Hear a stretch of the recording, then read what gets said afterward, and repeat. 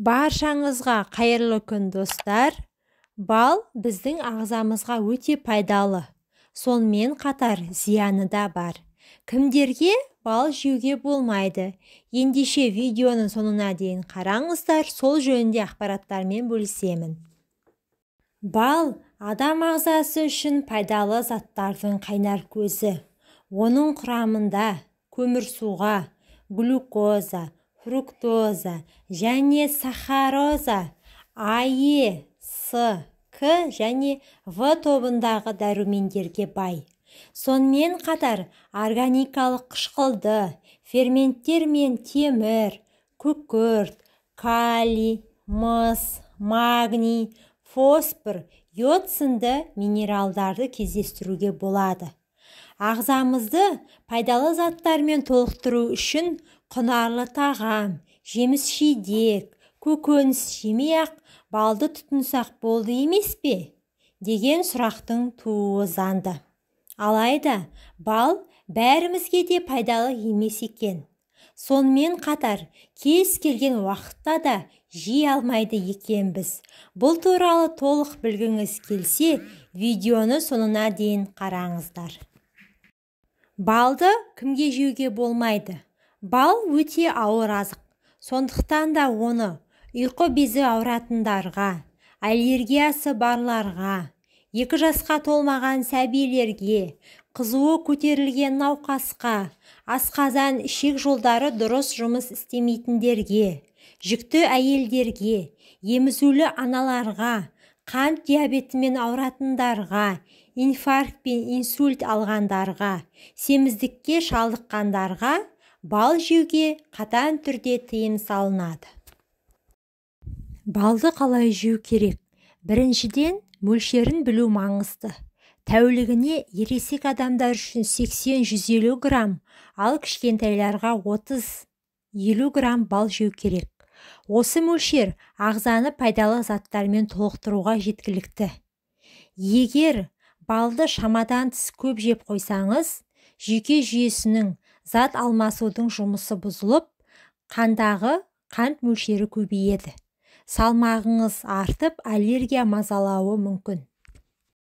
Таңертең және кешке балдың құнарын бойыңызға сіңіргіңіз келсе, онда күніне 2 ақ рет қабылдайсыз. Таңертең және кешке тамақтанудан 30 минут алдында жеу керек. Аш қарынға жеген бал бойыңызға күш-қуат, сергектік сыйлайды. Нәтижесінде жұмысқа деген құлшынысыңыз артады. Ал ұйқыға жатар алдында қабылдаған бал ұйқыңыздың тыныш өтуіне септігін тигізеді. Егер 1 стакан жылы сүтке 1 шай қасық бал мен шымшым даршын араластырып ішсеңіз, ұйқысыздық ауруынан біржолата құтыласыз. Балды жылытуға болмайды. Балды қолданудың өз заңдылығы бар. Соның бірі жылыту мәселесі. Балды жылытқан кезде, ыстық сұйықтықпен араластырған кезде бойындағы пайдалы заттардың бәрінен айырылады. Балды аузыңызға ұзақ сақтаңыз. 1 шай қасық балды аузыңызға салып 1-2 секундтай ұстау керек. Сонда құрамындағы фермент бөлініп, көмірсу азаяды. Егер бірден ішке қабылдайтын болсаңыз, онда асқазаныңызды жаралап алуыңыз ықтимал. Бал кариестің пайда болуына себеп болады. Бал жеген соң міндетті түрде ауыз қуысын таза сумен шаясыз. Өйткені балдың құрамындағы тәтті мен көмірсу тістің саулығына кері әсерін тигізеді. Тамақпен бірге қабылдамаңыз. Балды қай кезде тұтыну керектігін білу маңызды. Кейбіреулер тамақтан кейін, енді бірі тамақтан соң деген пікірде. Ал біреулер тамақпен бірге қабылдауды жөн көреді екен.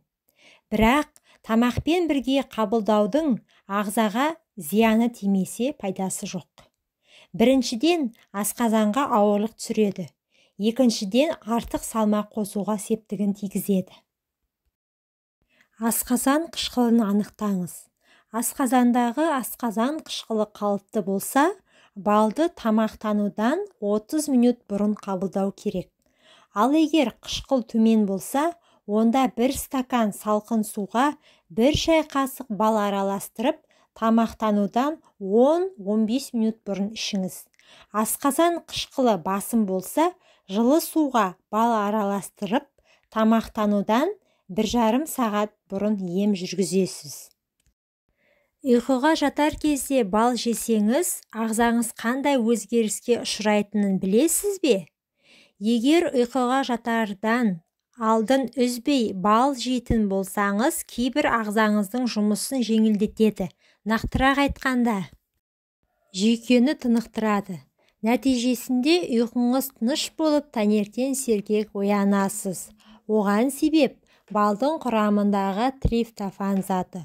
Бұл амин қышқылы ағзаны босаңсытып демалдырады.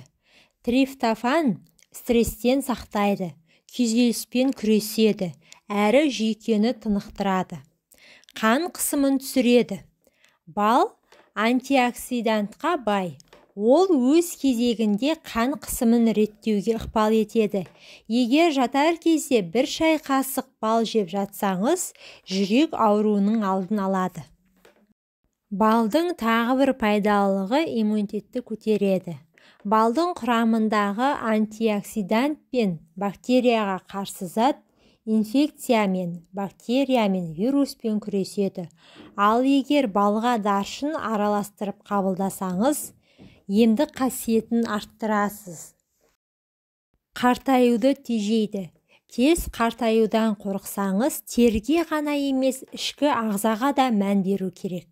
Егер күнде жатар алдында 1 шай қасық бал жесеңіз, ішкі ағзаңыздың жұмысын жақсартасыз. Қартаюдың алдын аласыз, әрі саулығыңызды арттырасыз. Назарларыңызға рахмет, пайдаларыңызға жарасын. Видеоға лайк басып, менің арнама тіркелуді ұмытпаңыздар.